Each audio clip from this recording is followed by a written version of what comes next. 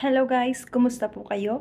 For today's video, ang ating pag-uusapan is about the New Brunswick Critical Pilot Program. Kung ano ba ito at ano ang kagandahan ng programang ito. At kung sino-sino ang pwede ding mag-apply. Ano ba ang New Brunswick? Ang New Brunswick po ay isa sa mga 4 Atlantic provinces na sakop ng Canada.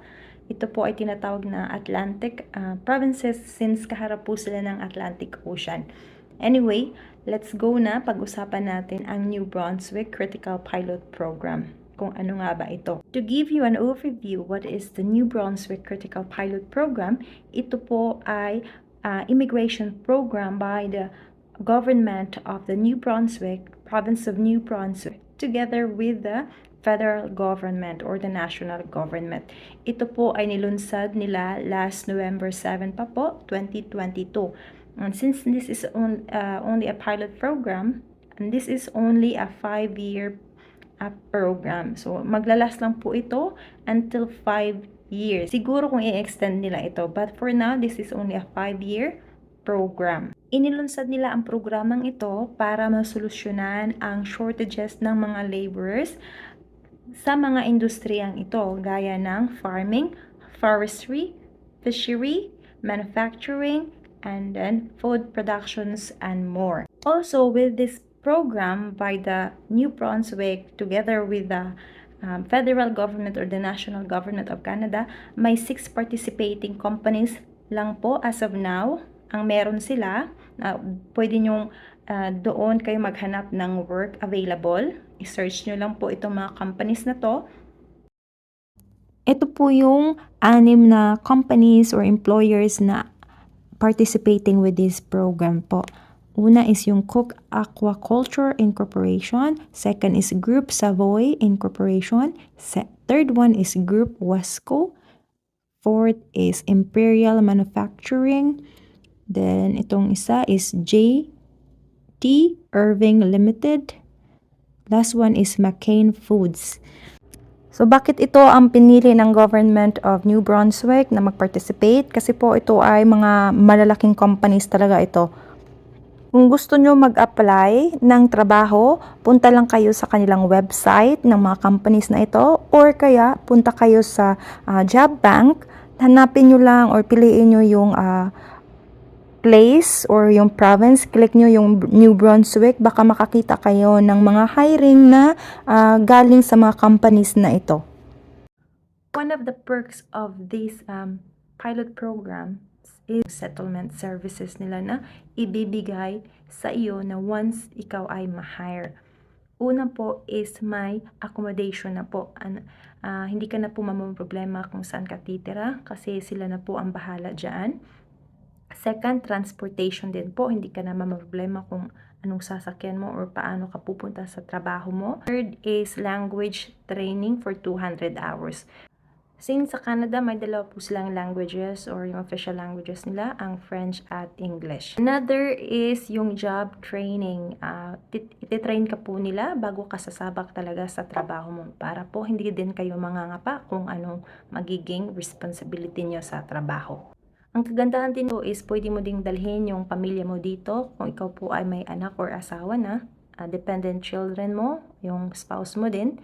Sila po ay pwedeng mag-apply, yung asawa mo pwedeng mag-apply ng open work permit or temporary resident visa, pati yung anak mo. At ang pinakamagandang balita about this critical pilot program ng New Brunswick, ito po ay pathway mo or not only you, but for your whole family as a permanent resident sa Canada. Napakagandang programa po talaga ito. Kaya ang tanong, paano ba mag-apply? Ano ba ang mga qualifications para maka-apply isa sa mga na-mention na companies doon? Ito na nga ang selection factors. Pag-usapan natin ang selection factors. Una dito sa selection factors is yung age. Nakita natin na 19 to 55 years old ang pwedeng mag-apply. Second is the language test. Dito, ay kailangan kumuha ka ng Canadian Language Benchmark score of 4. And then, Dito din, nakita natin na sinabi ditong under the terms of this pilot, if you do not have valid language test results that illustrate a minimum score equivalent to CLB, Canadian Language Benchmark of 4 in 4 language components, at the time of application, a New Brunswick employer must provide a signed attestation letter as part of the nomination application. So, meaning po, hindi po talaga siya requirements or necessary. Next naman po is education. Dito, sinabi dito na you must at a minimum have a Canadian secondary high school. So, kung i-convert yan natin sa Pilipinas na education, since dati wala tayong K-12, high school po yan na graduate, 4 years in high school and then 2 years in college completed. But dito naman, sinabi na naman na under the terms of this pilot, if you do not have a Canadian secondary high school diploma, a foreign high school diploma equal to a Canadian credential or a valid ECA report at the time of application, your New Brunswick employer must provide a signed attestation letter as part of the nomination application. So, ayan po, no? Next naman, itong work experience. It's sabi dito na at least you have 1,560 hours over a period of 12 months. Equivalent po yan ng 1 year experience. But may sinabi dito nga, under the terms of this pilot program, if you do not have required work experience at the time of application, your New Brunswick employer must provide a signed attestation letter as part of the nomination application. Ayun na nga ang selection factors. Nakita natin yung 4 na selection factors: age, education, language, and then experience. Ang age, yun lang po talaga ang dapat hindi tayo lumagpas sa 55 para tayo ay maging eligible. Second, yung education, sinabi doon na kahit hindi ka pa nakapagtapos ng high school, wala ka pa secondary education in Canadian equivalent, okay lang as long as may attestation letter from your employer. Also, the experience din kahit hindi ka pa nakapag 1 year as long as may attestation letter from your employer. Also, the language test kahit wala ka pang CBL or yung IELTS, okay lang as long as may attestation from your employer. But, of course, mas maganda din po kung ready na po yung mga selection factors. May ano ka na. Una is, okay, pasok ka sa age. Second, yung education. Nakakuha mo na yung Canadian secondary education nila na kailangan. Also, yung language test. May ano ka na, Canadian language benchmark ka na or IELTS equivalent to Canadian language benchmark of 4. Also, work experience para mapadali ang inyong pag-apply as a PR dito sa Canada. And then, hindi mo na kailangan din, di ba, kumuha ng or humingi ng attestation letter from your employer. Diretso na po ang iyong pag-a-apply. Kailangan mo itong ma-meet itong mga selection factors kasi po ay basic requirements para makakuha ka ng permanent residency dito sa Canada. Sabihin na natin nakuha mo na yung 4 selections, ready na lahat. Ang next mong gagawin is magsasubmit ka na ng expression of interest sa Immigration of New Brunswick na you want to be nominated as permanent residents dito sa Canada. Of course, may mga requirements din yan. Hindi lang yung expression of interest ang isasubmit mo. Marami pang mga dokumento. But yes, that will be the first step you need to do. Once you get all those selection factors and documents, send ka na ng expression of interest sa Immigration of New Brunswick.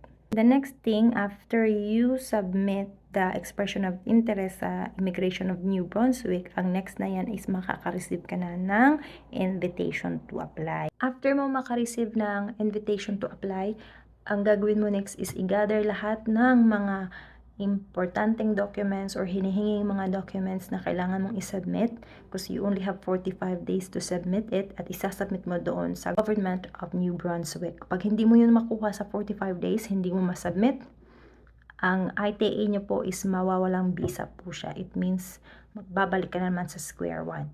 Kailangan mo siyang masubmit before 45 days or within 45 days. Yan. After that, ang GNB or the Government of New Brunswick, i-review nila po ang yung application and then titingnan nila kung na-meet ba ang mga kinakailangan or yung requirements to be eligible as their nominee. And then kung na-meet naman, so i-grant nila yan.